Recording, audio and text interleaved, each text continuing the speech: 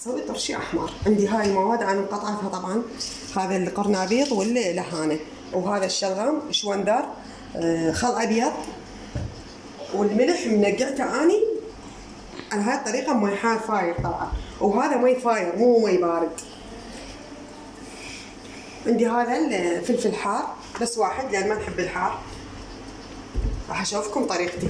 طبعا اخلي هاي المواد هاي الدبه اسويها على شكل طبقات حتى كلها تصير حمراء.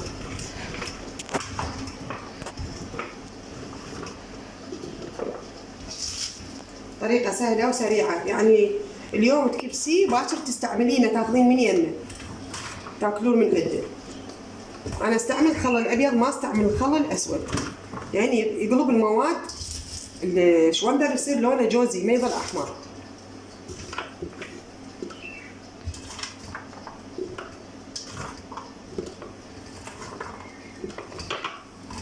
طريقه بسيطه وسهله. انا طبعا قطعت المواد القرنابيط واللهانه والشوندر والشلغم حتى اسهل عليكم الفيديو. شوفوا بنات،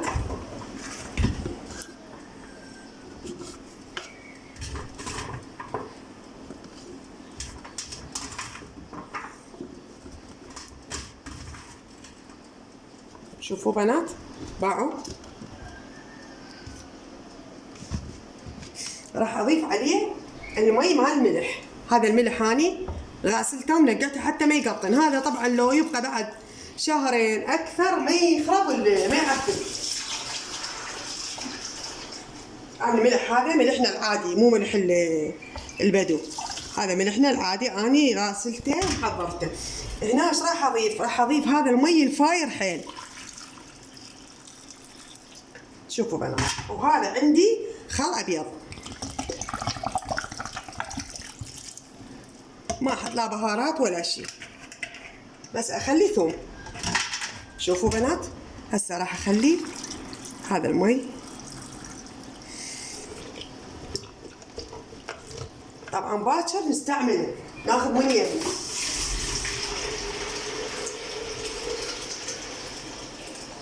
هاي مثل ما شفتوا طبعا المي يغطيه. شوفوا بنات، هاي طريقتي بالطرشي، طريقة سهلة وما يراد لها شيء. ان شاء الله عجبكم الفيديو.